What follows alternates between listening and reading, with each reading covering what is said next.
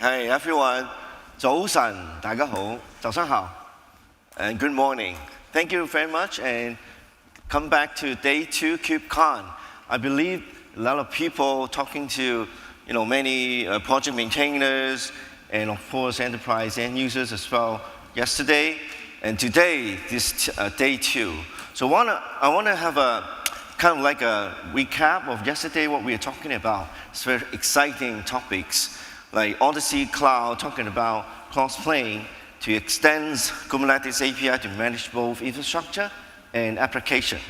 And of course, there are a lot of discussion about AI on cloud native. So as you heard yesterday, Huawei is talking about how to build up a cloud of AI clusters. And APAC from China talking about how to train massive AI models at scale and boost up GPU usage by over 40% and cut failure recovery time by 70%. And you're using Volcano projects. So you heard a lot of different case studies yesterday, how to use different CNCF projects. For example, like Horizon Robotics talking about end-to-end large model, high performance training, and by overusing 2,000 GPUs. So many exciting case studies right now. And China Unicom talking about GPU, how to manage GPU, smart GPU management, and also using HAMI projects to do GPU slicing sharing. And ByteDance also talking about managed large-scale LLM inference workloads on Kubernetes. So these are very exciting topics yesterday. I just pick up some highlights. And of course, I do also want to share with you a lot of good case study and even crazy studies from China. So for example, just like 1 month ago, May 14, China has launched its space computing satellite to build up the space-based intelligence computing infrastructure. And of course, they are using one of the graduated projects from CNCF, which is called CubeFS. And it was originated from China.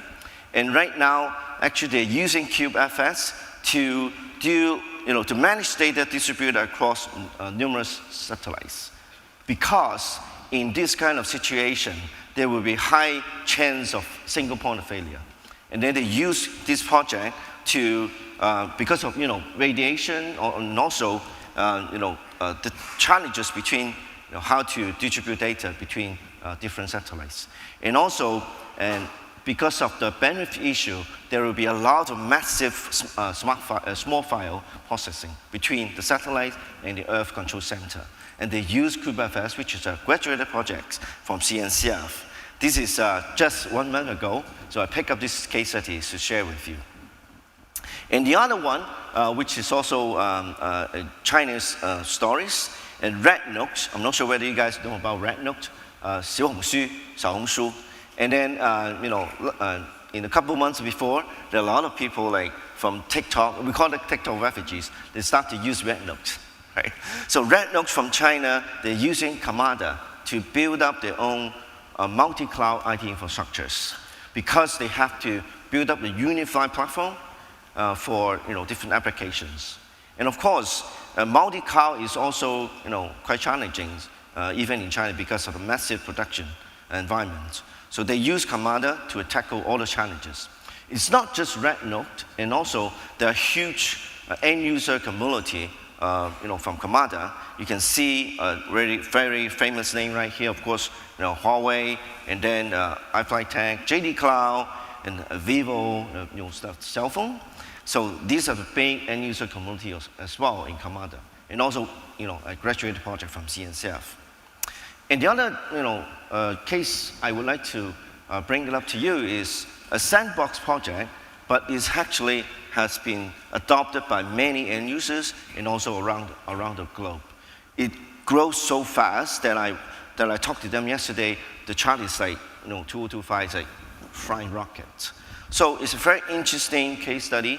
SF Express. I'm not sure whether you guys know about SF Express, Sunfeng, and then which is equivalent, FedEx in US. So it's SF Express in China. They're using this project, and also to recently released an effective GPU technology white paper talking about how they use GPU, how they actually come with the challenge about different GPU, heterogeneous GPU, sharing, slicing, these kind of things. So they use ME projects to tackle this kind of problem.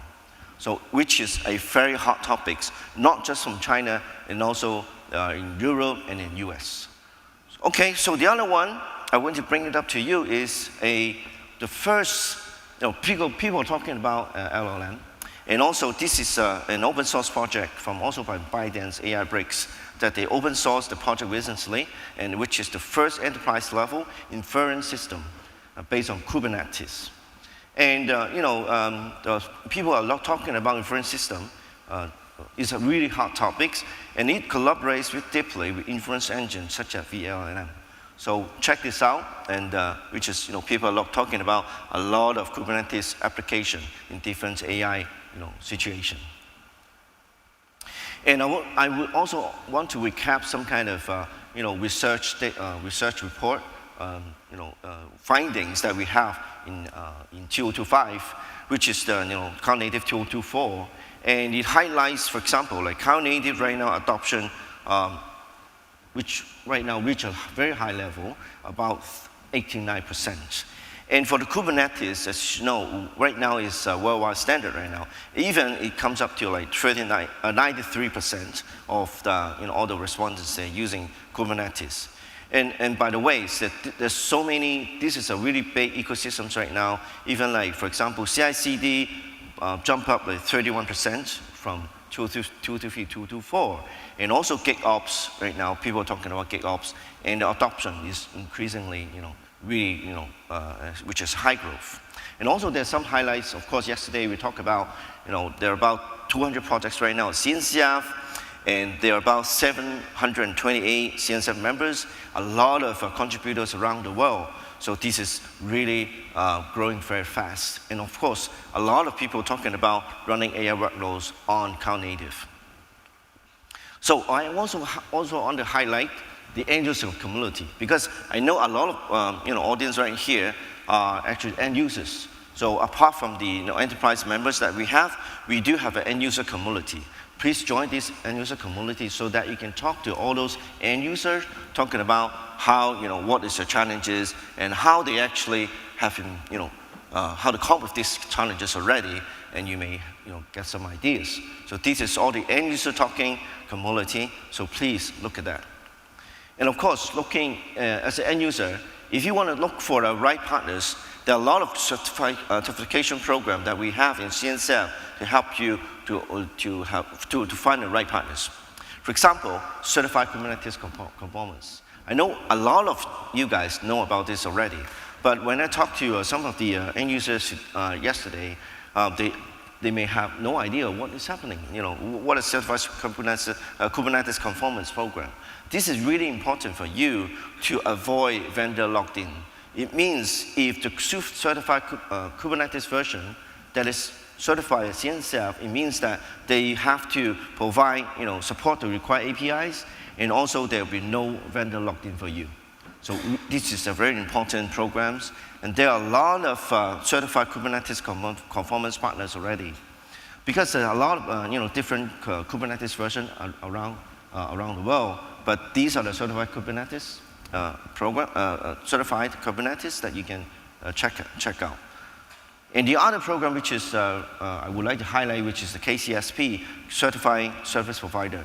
So it requires a company to have at least 3 CKA engineers in their company, so that they can give you a good support, or even they're actually very capable companies that they can provide good support for you. This KCSP. There are around 240 plus KCSPs around the world, and you can check out our website. And also, you need to build your own talent. That there are a lot of good training program and certification program. Even we have Cryptonaut program already, and also have Golden Kubernetes Cryptonaut programs already.